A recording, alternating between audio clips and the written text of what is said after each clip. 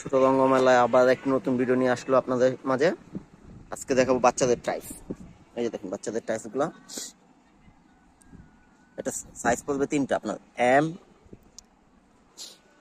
এল, Excel. আর এটার colour গুলো যদি আপনাদের দেখাই, কালার গুলো যদি দেখেন আপনারা, এই যে দেখেন কালার গুলা, এক একটা কালার কি সুন্দর সুন্দর কালার গুলা দেখেন, কালার গুলো খুবই সুন্দর। বাচ্চাদের একদম ফুটন্ত কালার, যেগুলো পরলে আপনার ফুটে থাকবে। রেট পড়বে মাত্র 35 টাকা। আবার তিনোটা রেট পড়বে মাত্র 35 টাকা।